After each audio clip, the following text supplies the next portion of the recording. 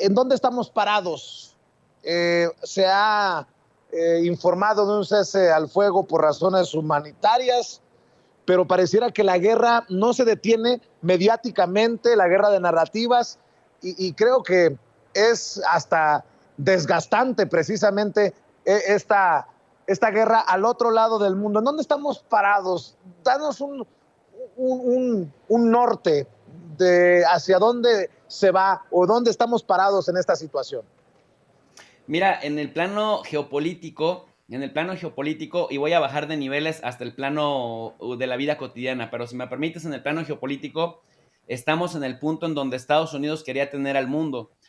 Hay un autor que se llama Graham Allison. Graham Allison es el creador de los modelos de política exterior en países occidentales. Todo el mundo lo toma como referencia en las diferentes facultades de las universidades, sobre todo de ciencia política y de relaciones internacionales. Bueno, Graham Allison en el año 2013 escribió un artículo en un periódico y después ese artículo se convirtió en libro para el año 2017 y hablaba de la guerra del Peloponeso,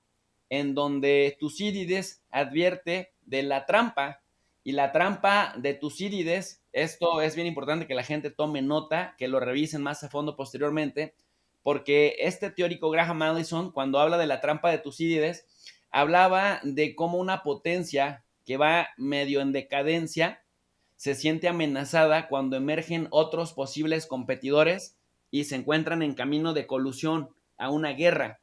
En este caso, el que está en la cima, si se está sintiendo debilitado o se está sintiendo retado y ve que hay posibilidades de que el orden cambie, y si el orden cambia, el orden institucional, el orden militar, el orden financiero, el orden comercial cambia, entonces mueve sus tentáculos para evitar que los posibles competidores lleguen a la cima y por lo menos le disputen el liderazgo del mundo. Yo lo he dicho en diferentes medios de comunicación, considero que en el plano comercial y económico Rusia no es competencia todavía para Estados Unidos, pero sí lo es en el plano militar. En el plano militar difícilmente encuentras en el mundo un país con la capacidad bélica y la capacidad de destrucción de Rusia. Me parece que ni siquiera Estados Unidos en un duelo tendría oportunidad de derrotar a Rusia. Lo digo con mucha responsabilidad. En el plano comercial, Estados Unidos ve en su principal enemigo justamente a China. De hecho, Graham Allison, cuando habla de la trampa de Tucídides, decía que con quien estaban en riesgo de colusión, es decir, que ya iban hacia allá apuntando las fuerzas, era con China, y por eso veíamos el cerco que Estados Unidos le tendía a China con la trampa de Taiwán, en donde, por cierto, vimos ayer, 3 de marzo, a Mike Pompeo, ya muy apersonado, como con 90 libras de menos, un hombre ya muy delgado, que tiene otra apariencia física a la que traía cuando era secretario de Estado, del Departamento de Estado, y andaba en Taiwán, fue condecorado y decía que ya Estados Unidos debería de una vez por todas reconocer a Taiwán, es decir, que como funcionario sostuvo que China era un estado genocida porque estaba asesinando a la población de uigur de Xinjiang, y que tenía que reconocer de una vez por todas como un estado libre e independiente y soberano a Taiwán. Digo, no lo hicieron cuando él estuvo en funciones en la administración de Trump, pero lo que te quiero dar a entender, pues, es que la trampa de Tucídides nos advierte, pues, que una potencia es capaz de movilizar todos sus tentáculos para minimizar, para disminuir, para desgastar a los posibles candidatos a sucederlo. En este orden tripartito, en el plano militar, Rusia es el que lo desafía; en el plano comercial, China es quien lo desafía, y vimos que en 2018 Trump le declaró una guerra comercial abierta, con todo y sin reservas, a China. China le devolvió el efecto espejo, y entonces Donald Trump resintió en la economía estadounidense, digamos, la respuesta china. Después por eso especulaba que el COVID era el virus chino y que era una manera para haberlo cercado y mermado. Y de hecho, Vicente, si te fijas, en algunos estados en donde en 2016, en el Roosevelt, en el Snowball, Estados Unidos ganó Donald Trump, pues ya para 2020, pues ahí en esos mismos estados perdió porque se resintió mucho la guerra comercial contra China. En el caso de Rusia, pues ya vimos, Estados Unidos se ha dedicado a mermar las relaciones, la consolidación de las relaciones comerciales y la cooperación en materia de seguridad con Rusia. Ya no permitieron que los europeos, que están bastante subordinados a Estados Unidos, vean en Rusia un aliado potencial que les estaba brindando seguridad energética,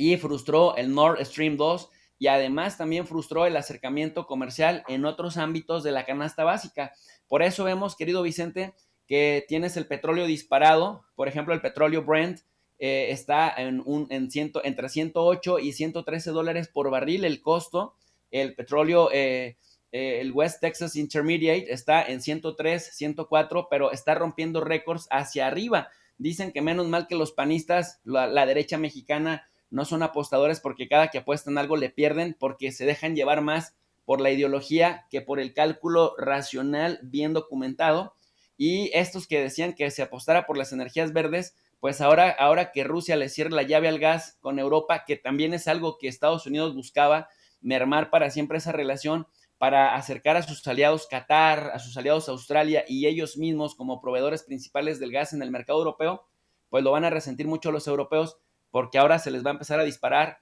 hasta 6 o 7 veces más el gas. Y esto de por sí, querido Vicente, que le va a dar muchas ganancias económicas a Estados Unidos con el menor riesgo posible, porque si se desata una guerra se desataría en el continente europeo, con el menor riesgo, porque pues Estados Unidos finalmente hay un océano que lo separa de ese escenario bélico, y se va a dedicar a hacer un poco lo que hacía en la Segunda Guerra Mundial, a desgastar al otro significativo, a vender insumos de guerra, a especular con el comercio de las armas y por otro lado también a proveer la materia prima que a Europa le va a dejar de llegar de Rusia. Mira,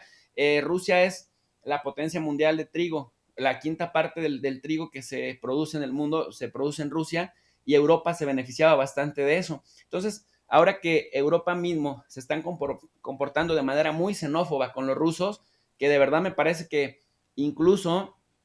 corren el riesgo de caer en lo otro, es decir, en una actitud medio genocida, en el sentido de que tú no puedes mermar psicológicamente ni dañar psicológicamente a una población en razón de su nacionalidad o de su ideología o de su religión o de su idioma. Y en este caso están suspendiendo, por ejemplo, en Italia las pláticas de Dostoyevsky, está la Federación Internacional de Felinos suspendiendo a los criadores de gatos rusos, están también expulsando los de la FIFA, expulsando los del COI, cerraron ya Russia Today y Sputnik News. Es decir,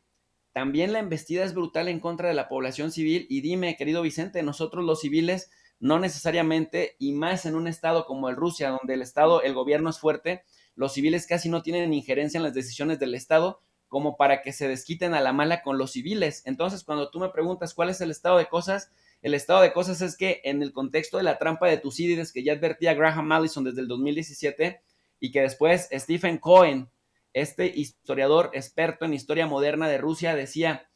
nosotros cercamos a Rusia. Si cercamos a Rusia, así como cercas a un oso, Rusia va a responder con la fuerza militar, porque Putin, una vez que toma una decisión militar, jamás se echa para atrás. Nosotros, en lugar de darle salidas diplomáticas, le cerramos todas las salidas diplomáticas, y eso permitió y facilitó que los europeos puedan justificar su xenofobia y su rusofobia, porque también recordemos que desde los tiempos del COVID-19, pues por criterios políticos cerraron el paso a la vacuna Sputnik, no había un argumento científico, y entonces vino una provocación tras otra. De hecho, tú recordarás, querido Vicente, que en el año 2021, que correspondían a los Juegos Olímpicos del año 2020, a la Federación de Atletismo rusa la penalizaron también argumentando que los rusos se dopaban, y entonces el Comité Olímpico Ruso, pues prácticamente desapareció, y la gente, los rusos que participaban, porque ya habían hecho su proceso de preparación durante 4 años o 5, tenían que competir a nombre del Comité Olímpico Internacional. Entonces,